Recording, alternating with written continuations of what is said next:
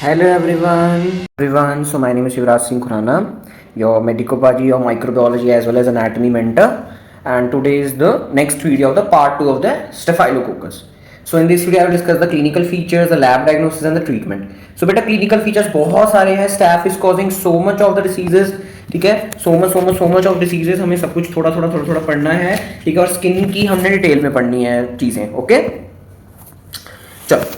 सो बेटा clinical features, first is toxin immunity की toxin की वजह से कौन कौन सी बीमारी हो रही है. First is food poisoning, next is my staphylococcal scalded skin syndrome. ठीक है, next is my toxic shock syndrome. This two I have discussed in my previous video, that is my part 1.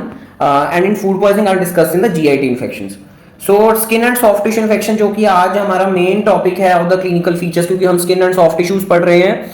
तो फर्स्ट इन्फेक्शन इज फॉलिकुलाइटिस. तो that is inflammation या infection of the hair follicle, कि ये ऐसा मेरा hair का नीचे follicle है, ऐसे बाहर मेरा हेयर निकला होता है. So this is my follicle, कि उस फॉलिकल की there can be infection, there can be inflammation, that is known as folliculitis. So infection of hair follicle, pus point surrounded by erythema. देख रहे हो, ये देखो, ये येलो कलर की आपको पस दिख रही है और साइड में क्या है, there is my erythema, there is my redness, there is my swelling, that is my erythema, this is folliculitis.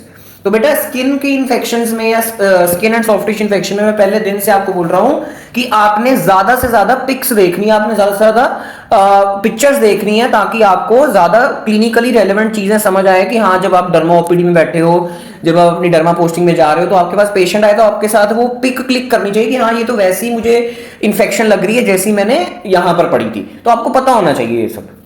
Next is my furuncle. What is furuncle? Furuncle is extension of the folliculitis and it becomes abscess later. कि ये जो folliculitis है, जिस अब इसकी next stage क्या होगी, फरंकल होगी, जब ये बड़ा हो जाएगा. When there is lot and lot of pus accumulation, it will lead to abscess formation afterwards. Abscess क्या होता है? That is large pus formation, large swelling due to the pus formation, that is my abscess. Folliculitis बाद में क्या बन गया? फरंकल. फरंकल क्या बनेगा बाद में? Abscess. Simple as it is. Next is my carbuncle. Carbuncle क्या होता है? Painful lesion in the lower neck extended deeper. इसका आपने एक पॉइंट याद रखना है, that it is a painful lesion. इस पे क्वेश्चन आता है कि पेनफुल लीजन कौन सी कॉज करता है मेरा staph aureus, that is my carbuncle. Next is my abscess. Abscess मैं आपको पहली वीडियो से बताता आ रहा हूं, that is collection of pus surrounded by erythema and it is also painful. So abscess is very painful. कि यही फोटो मैंने अपनी स्टार्टिंग वाली वीडियो में दी थी कि पस भरी हुई है, there is erythema and all, और इसका साइज क्या है, देखो सब में ही पस भरी हुई है, सब में ही एरिथमा है, बट पेनफुल कंडीशन कौन सी है? Carbuncle and abscess. और फॉलिकुलाइटिस की एक्सटेंशन कौन सी है? फरनकल. ओके, चलो. Next is my impetigo. Impetigo मैं बार बार एक्सप्लेन नहीं करूंगा, I have discussed the impetigo in the this streptococcus वाली video. Then cellulitis, necrotizing fasciitis, this all I have discussed in streptococcus. तो जैसी स्ट्रेप्टोकोकस इन्फेक्शन कॉज करता है वैसे ही स्टैफ भी करता है. बट मैं बोलूं इन तीनों का मोस्ट कॉमन कॉज कौन सा है? Whether it is staph aureus और स्ट्रेप्टोकोकस, तो इनका मोस्ट कॉमन कॉज है streptococcus. That's why I have discussed impetigo, cellulitis and necrotizing fasciitis in the streptococcus वाली video. Okay. Next is my surgical site wound infections, that is staph aureus is the most common cause. की surgery की आपने you haven't used the क्या कहते हैं septic conditions. आपने infection पूरा, आपने कोई क्लीन इंस्ट्रूमेंट्स नहीं यूज किए, आपने बाद में पेशेंट को प्रोफाइलेक्सिस के लिए एंटीबायोटिक्स नहीं दी, तो क्या होगा? द पेशेंट वूंड या पेशेंट्स जो भी आपने फ्यूचर लगाया है वो get infected with the staph aureus. So बेटा एक छोटा सा जुगाड़ लेके आया हूं मैं, ठीक है, ताकि आप जिसको याद रखना रख सकता है, जिसको नहीं रखना ही और she can skip. So now फिल्मी फैंस क्रिकेट छोड़ के, फिल्मी फैंस जो हैं क्रिकेट छोड़ के एनीमे इंस्टा स्क्रॉल करें. कि अब जो मेरे जो फिल्मी फैंस हैं वो क्रिकेट छोड़ के एनीमे इंस्टा को स्क्रॉल करते हैं. ठीक है, छोटे छोटे निमोनिक मैं बनाता रहता हूं, अगर आपको याद रहे तो ठीक है, नहीं तो आप छोड़ देना, कोई नहीं. सो N stands for necrotizing fasciitis. So this जुगाड़ is for all the clinical features of the SSTIs, clinical features of SSTIs caused by the staph aureus. कि जो SSTIs अपना staph aureus करता है उसका जुगाड़ लेके आया हूं, of SSTIs caused by staph aureus. Okay, चलो. So N stands for necrotizing fasciitis, S stands for folliculitis, next S stands for furuncle, furuncle sorry, C stands for carbuncle, C stands for cellulitis, A stands for abscess, I for impetigo, S for surgical wound infections and K से आपने कुछ याद नहीं रखना. Okay, K को मैं हिंदी में ही कर देता हूँ कि आपने इससे कोई नहीं याद रखना. Next is my musculoskeletal infections की जो मेरी मसल्स और बोन्स तक पहुंच रही infections caused by the staph aureus. First is septic arthritis की the inflammation of joint due to the bacterial infections. Next, very very very important condition, osteomyelitis. ये तो आपने भूलनी नहीं है. This is very important question in my pathology. ठीक है, बहुत बड़ी क्वेश्चन आता है. हमें आपको बता दूं कि जो BFHS उनको बता दूं कि हमें पैथोलॉजी में ऑस्टियोमाइलिटिस पे 6 मार्क्स का क्वेश्चन आया. You can't leave osteomyelitis in pathology. And osteomyelitis क्या होती है? Inflammation of bone and bone marrow, दोनों की इन्फ्लेमेशन. Next is पायोमायोसाइटिस. पायो का मतलब क्या होता है? That is my pus formation. Myositis means inflammation of muscle, so skeletal muscle infection due to bacteria, that is staph. Respiratory infection, वैसे ही रेस्पिरेटरी इन्फेक्शन ऑफ स्टैफ और I will discuss details of the respiratory infections caused by the staph in the when I will do the respiratory infections, when I will teach you respiratory infections. But आपको यहाँ पर थोड़ा थोड़ा पता होना चाहिए. First is my empyema. What do you mean by empyema? That is my pus collection in the pleural cavity. जैसे pneumothorax क्या होता है? The air is collected in the pleural cavity. Hydrothorax, the fluid is collected in the pleural cavity. क्या कहते हैं उसको? हीमोथोरेक्स पर the blood is collected. सो ऐसे एम्पाइमा क्या होता है? पस collection in the pleural cavity. और अगर पस बन रही है तो सीधा सीधा पता लग रहा है कोई बैक्टीरियल कॉज है. दैट इज एम्पाइमा का one of the leading causes my staph aureus. और कौन कौन से कॉजेज हो सकते हैं एम्पाइमा के? That is next is India में सबसे कॉमन क्या है? That is my mycobacterium tuberculosis. Tuberculosis is one of the main factor. Next is my pneumatocele. Pneumatocele क्या होता है? Cavities in the lungs in the neonates. When there is formation of small cavities in the lungs of the neonates, then that condition is known as pneumatocele. Next is my septic pulmonary emboli. Septic मतलब bacterial cause, मतलब not क्या कहते हैं कि ये नहीं कि 100% bacterial हो, but most of the is bacterial. Pulmonary is related to the when the क्या कहते हैं कितना सारा vegetations of the bacteria, कितनी सारी vegetations, कितनी सारी colonies of the bacteria get stuck in the any blood vessel of the lungs, leading to septic pulmonary emboli condition. It's a very serious condition.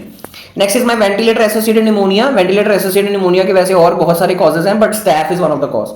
Next is my post viral pneumonia कि virus ने infect किया, उसकी वजह से immunity हो गई कम. उसकी वजह से क्या होगी? इम्यूनिटी कम होगी ना, लीडिंग टू बैक्टीरियल निमोनिया कि अब सेकेंडरी इंफेक्शन हो गई है. तो सम केसेस में आपको मैं लिखवा देता हूं थोड़ा सा कि जो मेरा स्टैफ है it can also cause UTI. So UTI के केस भी हमें कुछ दिखे हैं ऑफ द स्टैफ.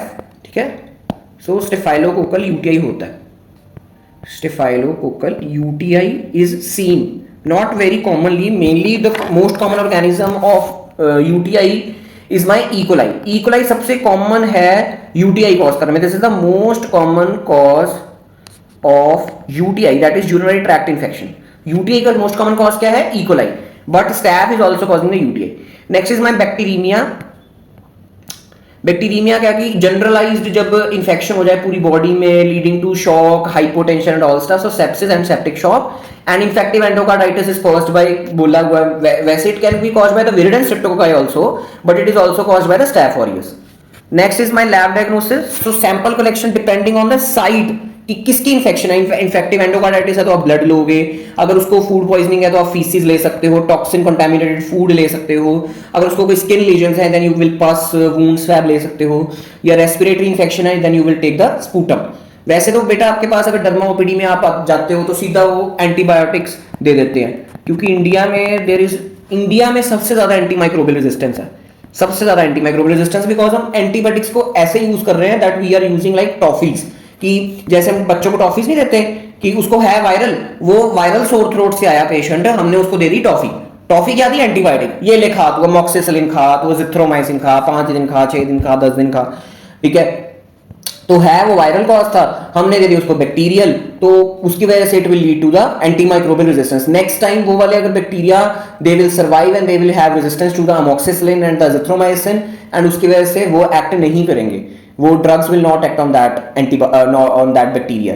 फिर हम कहते हैं कि हमारे पर कोई एंटीबायोटिक नहीं काम करे बिकॉज आपने टॉफीज जैसे तो यूज की हुई एंटीबायोटिक. सो प्लीज अगर आपको सोर थ्रोट हो रहा है, कुछ हो रहा है, तो थोड़ा वेट करके आपकी इम्यूनिटी अच्छी है, अपनी इम्यूनिटी को बढ़ाने की कोशिश करो, अच्छा खाया पिया करो, अच्छी एक्सरसाइज करो, हाइड्रेशन रखो, अपने आप immunity will boost. Okay. Next is my microscopy. So microscopy आपको पता ही है कि स्टैफ क्या है. स्टैफ क्या है? That is my gram positive कोकस. ठीक है, तो आपको क्या दिखेगा? ग्राम पॉजिटिव कोकस ही दिखेगा ना सारा कुछ.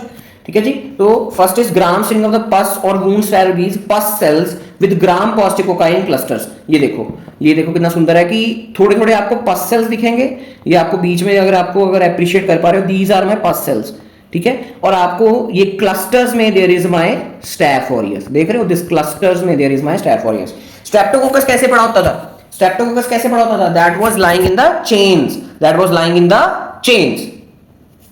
ये कैसे पड़ा है? पर्पल आपको दिख रहा है ना, थोड़ा जो है लाइट, ये थोड़ा पिंकिश भी है बट वैसे पर्पल ज्यादा होते हैं.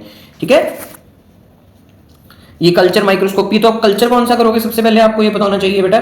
तो कल्चर आपने कौन सा करना है? First is nutrient agar. तो न्यूट्रिएंट अगार में the staph is giving the yellow pigments. ये मैंने आपको जनरल में भी करवाया अच्छी तरह से, जब मैंने आपको जनरल पढ़ाई है, कि it is releasing my golden yellow non diffusible pigments due to the beta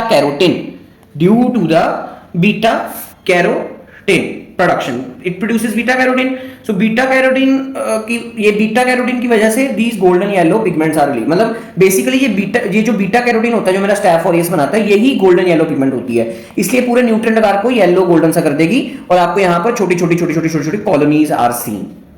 So colonies are 1 to 3 mm size, circular, smooth, convex. Convex मतलब ऐसे बाहर को आई हुई, concave मतलब अंदर को आई हुई. This is my convex. Next is my blood agar. Blood agar colonies are 1 to 3 mm, circular, smooth, and कौन सी hemolysis show करता है? Beta hemolysis. Staph aureus is showing my beta hemolysis. Next is my McConkey agar. कितनी सुंदर picture है McConkey का. That is small pink colonies. That is my lactose fermentation. The staph is my lactose fermenter producing pink colonies. Okay. Next is my selective media. Selective media कौन कौन से हैं कि जिसपे सिर्फ स्टैफ और ये ग्रो हो सकता है और कोई नहीं हो सकता? First is my mannitol salt agar and salt milk agar. तो देख रहे हो दोनों में salt is my common. So why salt is common? Salt is added to media as it is inhibitory to other bacteria but not to Staphylococcus. So that's why salt is added to the media of the Staph aureus. Next is my biochemical test. तो biochemical test आपको शुरू से first video से बोलता आ रहा हूं, general में भी करोड़ों बार बोला कि catalase test is given by staphylococcus and not given by the streptococcus. So catalase positive are my staphylococcus and streptococcus is a catalase negative organism. Next very very very important test, coagulase test. तो इसका मैंने principal आपको first video में जब मैंने कोएगुलेज enzyme आपको करवाया था तब बताया था, बट चलो दोबारा सुन लो. तो बेटा tube coagulase test, the colony of the staph aureus is emulsified in the plasma in the test tube. आपने क्या लिए? एक टेस्ट ट्यूब ली, उसमें आपने पेशेंट का प्लाज्मा डाल दिया. क्या डाल दिया? पेशेंट का प्लाज्मा. ब्लड से आपने प्लाज्मा अलग कर लिया, क्लॉटिंग फैक्टर सारे रिमूव कर लिए, सारे plasma you are left with plasma. उस प्लाज्मा में आपने क्या डाली? कॉलोनी डाली, colony of the staph aureus. ठीक है, इतना आपको समझ आ गया. चलो पॉजिटिव टेस्ट कब होगा? पॉजिटिव टेस्ट तब होगा formation of clot that does not flow when the tube is tilted. आपने उसमें प्लाज्मा डाला था, वो लिक्विड है, आपने उसमें कोई कॉलोनी डाली या सैंपल डाला, मान लो सैंपल डाला, पेशेंट का सीधा सैंपल डाल दिया. अगर उस सैंपल में स्टैफ ऑरियस होता तो स्टैफ ऑरियस ने क्या रिलीज करना है? कोएगुलेज. तो इस कोएगुलेज ने इसको क्या कर देना है? क्लॉट कर देना है, इसको जमा देना है. फिर आप उस टेस्ट ट्यूब को जब उल्टा करोगे तो ये प्लाज्मा फ्लो ही नहीं करेगा, वो जम जाएगा. So this is my positive test for coagulase enzyme. तो इससे आपको क्या पता लग रहा है कि हाँ मेरी जो इंफेक्शन है that is strongly referring to the staph aureus only. So positive test formation of clot that does not flow when the test tube is tilted, and negative test no clot formation. ठीक है, ये देखो, ये positive है कि पूरा जम गया है, एंड नेगेटिव क्या है? जैसे लिक्विड में है अभी. दिस इज माय ट्यूब, अभी लिक्विड में ही है. Next is my slide agglutination test. The colony of the Staph aureus is emulsified with a drop of normal saline. कि आपने नॉर्मल सलाइन दोनों जगह डाल दी और साथ में क्या डाल दी? कॉलोनी डाल दी. अगर उसके नॉर्मल सलाइन डाला और स्टैफ ऑरियस कॉलोनी डाली, साथ में प्लाज्मा डाल दिया, सिंपल. आप उसको ट्यूब में करे थे, यही चीज आपने स्लाइड में कर लेनी है. बस वही अगर इसके अंदर स्टैफ ऑरियस होगा वो कोएगुलेस रिलीज करेगा, फिर प्लाज्मा को वो क्या कर देगा, क्लम्प कर देगा, ना, क्योंकि वो जमा देगा, सॉलिडिफाई कर देगा, एमल्सिफाई कर देगा, so leading to the formation of clumps. तो इससे आपको पता चलेगा कि हाँ इसमें स्टैफ ही था। Next is my automation for identification, that is Vitek and multitop which are the culture automated culture identification methods. Next is my AST, that is antimicrobial susceptibility test for targeting the specific antibiotic for the Staph aureus. So बेटा treatment क्या है, start आपने staph aureus, आपको पता लग गया कि इसको स्टैफ ऑरियस की इंफेक्शन है या वैसे तो स्टैफ की है, चलो स्टैफ ऑरियस की इंफेक्शन है, तो आपने स्टार्ट क्या करनी है, सीधा पेनिसिलिन आपने स्टार्ट करनी है, because penicillin is a drug of choice for the staph aureus which is sensitive to the penicillin. But कोई ऐसा पेशेंट है उसने बहुत सारी पेनिसिलिन पहले खाई हुई है, उसकी वजह से ही और she showing the resistance to the penicillin, कि अब वो स्टैफ ऑरियस उस पेनिसिलिन से नहीं मर रहा। So the methicillin sensitive staph aureus, पहले आपने सिंपल पेनिसिलिन जी यूज की, then you will use methicillin. So methicillin के एग्जांपल क्या है, दैट इज नेफेसिलिन, कॉक्सैक्सिलिन, ठीक है, अमोक्सिसिलिन भी आप यूज कर सकते हो, ampicillin you can also be use, this all are my methicillins. So methicillin sensitive staph aureus, आप मेथिसिलिन सेंसिटिव स्टैफ ऑरियस के लिए आपने क्या यूज करना है, anti staph penicillin, that is cloxacillin, nafcillin, ठीक है। अब पेशेंट ऐसा है कि उसने ये भी एंटीबायोटिक्स बहुत यूज की हुई है, फिर आपने क्या करना है, फिर आपने when the patient is methicillin resistant staph aureus, that is MRSA, very very important MRSA, तो मर्सा के लिए आपने कौन सी ड्रग देनी है, vancomycin. And if the patient is resistant to the vancomycin, that condition is known as vancomycin resistant staph aureus, known as versa, so वर्सा के लिए आपने क्या देनी, डेप्टोमाइसिन या लिनेजुलिड एसिड या कॉट्रीमोक्साजोल भी आप दे सकते हो, क्या दे सकते हो, कॉट्रीमोक्साजोल भी आप दे सकते हो। वैसे डेप्टोमाइसिन हम सबसे ज्यादा यूज करते हैं, you can also use linezolid और you can also use cotrimoxazole. So बेटा these all you have to remember by sequence. चलो मेरे साथ एक बार और बोलो कि सबसे पहले हमने क्या स्टार्ट करनी, penicillin G, and if the patient is resistant to the penicillin but sensitive to the methicillin, so methicillin sensitive अगर स्टैफ ऑरियस है, then you will use nafcillin और कॉक्सैक्सिलिन।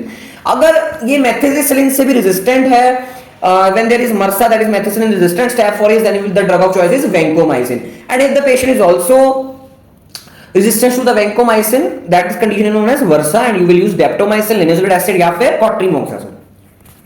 Next is mechanism of resistance, ये मैंने आपको थोड़ा सा general में भी करवाया था कि कैसे मैं बोलता हूं कि पेशेंट को मर्सा है या वर्सा है या क्या है ना, कि वर्सा है, कैसे मैं बोलता हूं, क्या बैक्टीरिया अंदर अपने अंदर क्या कर रहा है, कौन सा mechanism it is using to get resistant to the methicillin और वैंकोमाइसिन। ठीक है, तो बेटा मेथिसिलिन रेजिस्टेंट स्टैफ ऑरियस क्या करता है, in these strains of staph aureus the penicillin binding protein, that is PBP, that is a target site for penicillin, get altered by the PB2A।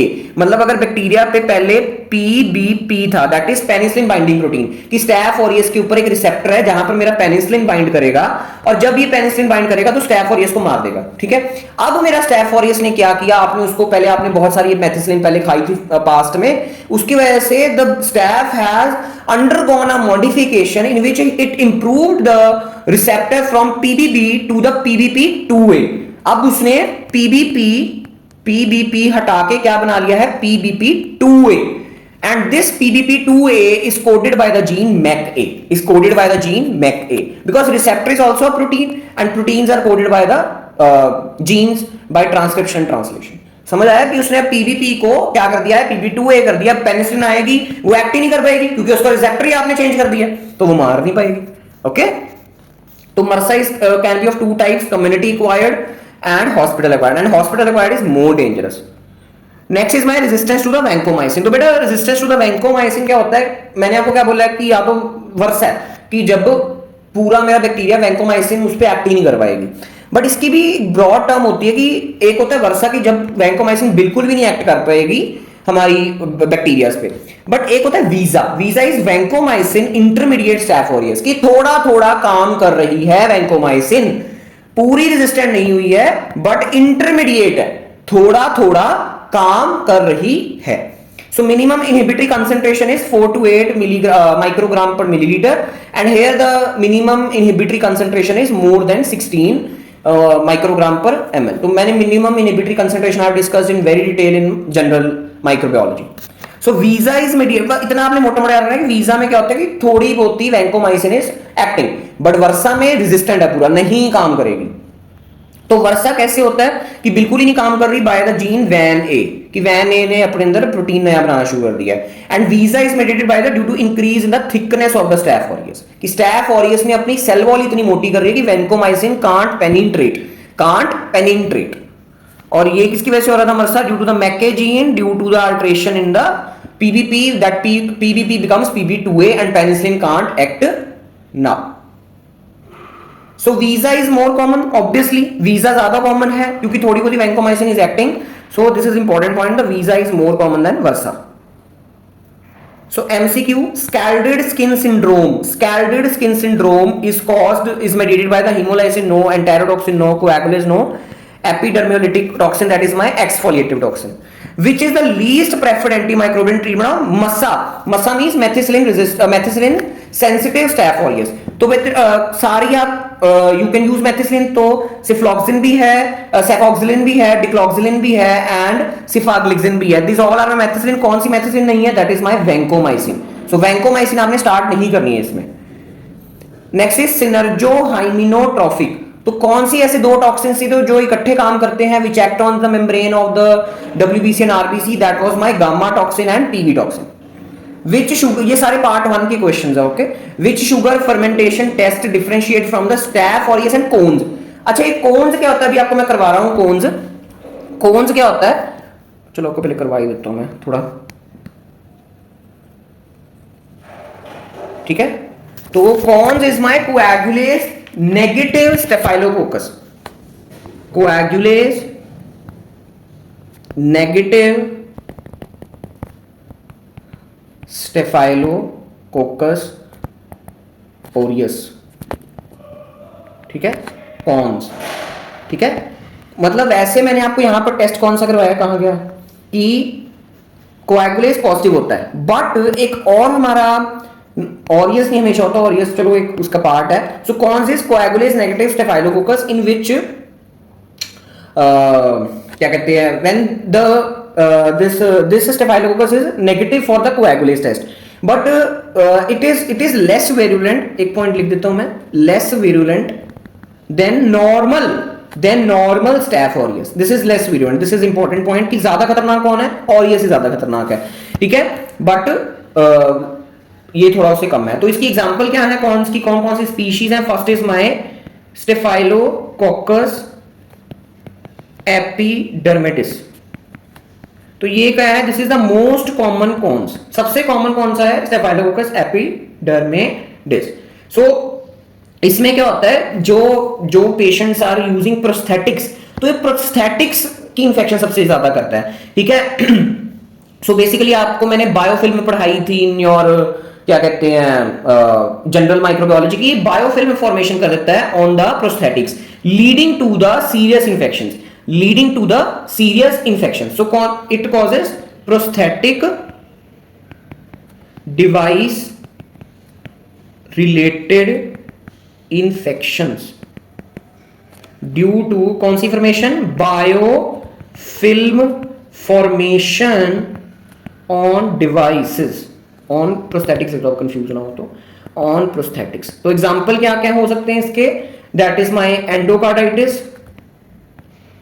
endocarditis due to insertion of vulvar prosthetic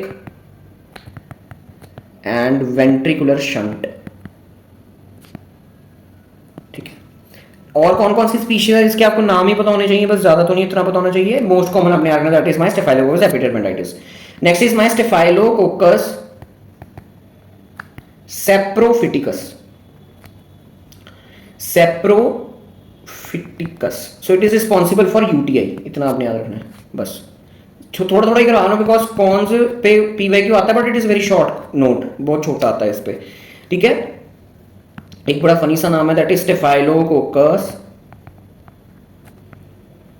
लुगडनेंसिस।